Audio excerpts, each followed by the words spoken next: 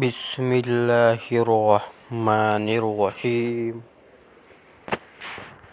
حضرت ابو ذر غفاری رضی اللہ عنہ کا اسلام۔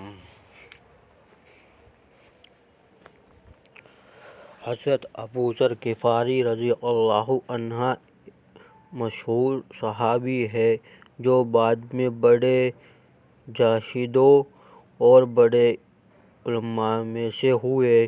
حضرت علی کرم اللہ وجہہ کا ارشاد ہے کہ ابو ذر رضی اللہ عنہ ایسے علم کو حاصل کیے ہوئے ہیں جس لوگ عاجز ہیں مگر انہوں نے اس کو محفوظ کر رکھا ہے۔ جب ان کو حضور اقدس صلی اللہ علیہ وسلم کی نبوت کی پہلی خبر پہنچی تو انہوں نے اپنے بھائیوں کو حالات کی تحقیق کے واسطے مکہ بھیجا کہ جو شخص یہ دعویٰ کرتا ہے کہ میرے پاس وحی آتی ہے اور آسمان کی خبریں آتی ہیں، ان کے حالات معلوم کرے اور اس کے کلام کو غور سے سنے۔ وہ مکہ مکرمہ آئے اور حالات معلوم کرنے کے بعد اپنے بھائیوں سے جا کر کہا کہ میں نے ان کو اچھی عادتوں اور عمدہ اخلاق کا حکم کرتے دیکھا اور ایک ایسا کلمہ سنا جو نہ شعر ہے نہ کاہنوں کا کلمہ ہے۔ ابو ذر رضی اللہ عنہ کی اس مجمل بات سے تشفی نہ ہوئی تو خود سامنے سفر کیا اور مکہ پہنچے اور سیدھے مسجد حرام میں گئے۔ حضور صلی اللہ علیہ وسلم کو پہچانتے نہیں تھے اور کسی سے پوچھنا مصلحت کے خلاف سمجھا۔ شام تک اسی حال میں رہے۔ شام کو حضرت علی کرم اللہ وجہہ نے دیکھا کہ ایک پردیسی مسافر ہے۔ مسافروں کی، غریبوں کی، پردیسیوں کی خبرگیری، ان کی ضرورتوں کا پورا کرنا ان حضرات کی کھوٹی میں پڑا ہوا تھا، اس لیے ان کو اپنے گھر لے آئے، میزبانی فرمائی، لیکن اس کے پوچھنے کی ضرورت نہ سمجھی کہ کون ہو، کیا آئے ہو۔ مسافر نے بھی کچھ ظاہر نہ کیا۔ صبح کو پھر مسجد میں آ گئے اور دن بھر اسی حال میں گزر کہ خود پتہ نہ چلا اور دریافت کسی سے کیا نہیں۔ غالباً اس کی وجہ سے ہوگی کہ حضور صلی اللہ علیہ وسلم کے ساتھ دشمنی کے قصے بہت مشہور تھے۔ آپ کو اور آپ کے ملنے والوں کو ہر طرح کی تکلیفیں دی جاتی تھیں۔ ان کو خیال ہوا کہ صحیح حال معلوم نہیں ہوگا اور بدگمانی کی وجہ سے مفت کی تکلیفیں علیحدہ رہیں۔ دوسرے دن شام کو بھی حضرت علی رضی اللہ عنہ کو خیال ہوا کہ پردیسی مسافر ہے، وہ بظاہر جس غرض کے لیے آیا ہے وہ پوری نہیں ہوئی، اس لیے پھر اپنے گھر لے گئے اور رات کو کھلایا سلایا، مگر پوچھنے کی اس رات کو بھی نوبت نہ آئی۔ تیسری رات کو پھر یہی صورت ہوئی تو حضرت علی رضی اللہ عنہ نے دریافت کیا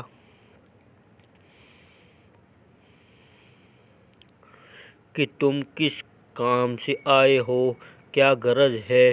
تو حضرت ابو ذر رضی اللہ عنہ نے اول ان کو قسم اور عہد و پیمان دی اس بات کے کہ وہ صحیح بتائیں، اس کے بعد اپنی غرض بتائی۔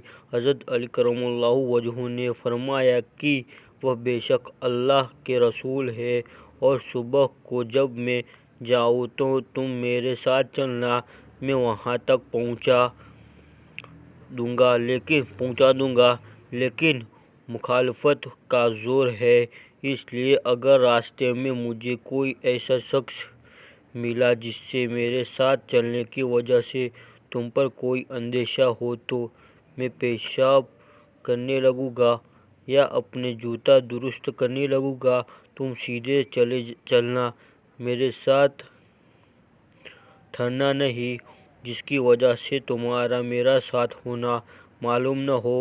چنانچہ صبح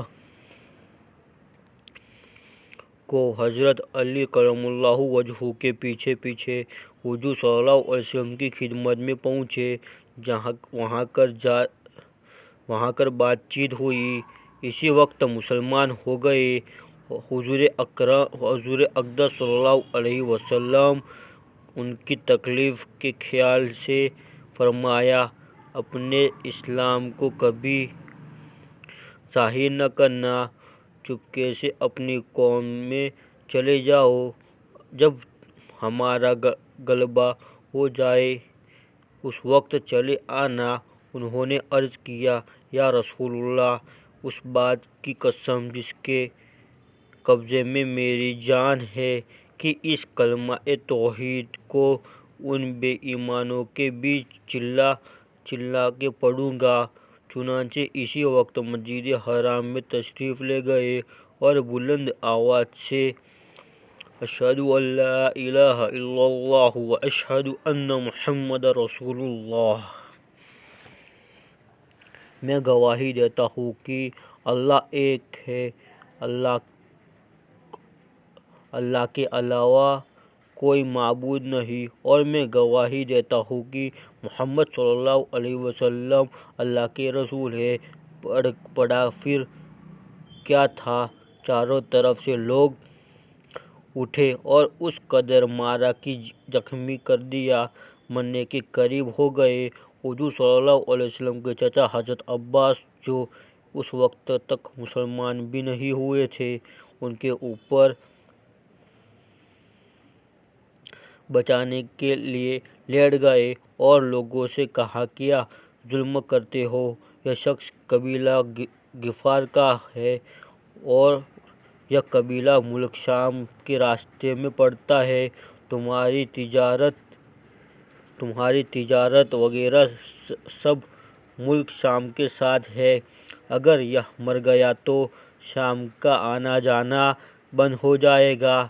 اس پر ان سب لوگوں کو بھی خیال ہوا کہ ملک شام سے ساری ضرورتیں پوری ہوتی ہیں، وہاں کا راستہ بند ہو جانا مصیبت ہے، اس لیے ان کو چھوڑ دیا۔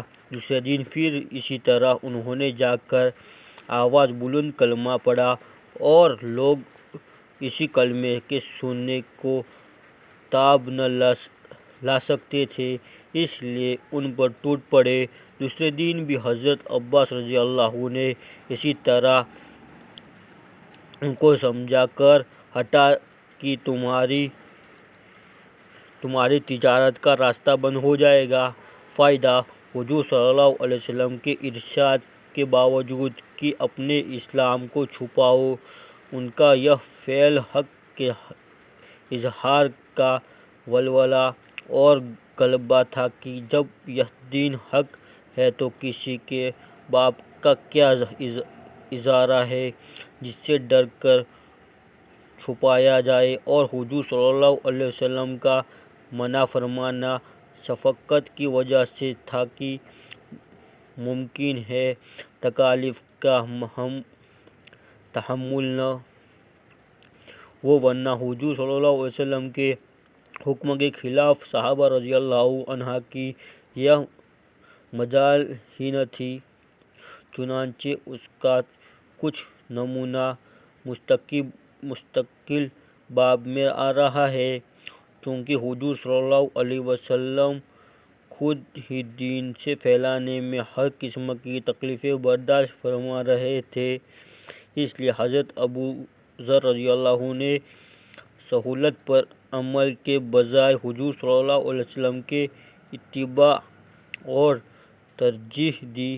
یہی ایک ہی چیز تھی کہ جس کی وجہ سے ہر قسم کی ترقی دینی اور دنیاوی صحابہ کرام رضی اللہ عنہ کے قدم چوم رہی تھی اور ہر میدان میں ان کے جذبے میں تھا کہ جو بھی شخص ایک مرتبہ کلمہ شہادت پڑھ کر اسلام کے جھنڈے کے نیچے آ جاتا تھا، بڑی سے بڑی قوت بھی اس کو روک نہ سکتی تھی اور نہ بڑے سے بڑا ظلم اس کو دین کی اشاعت سے ہٹا سکتا تھا۔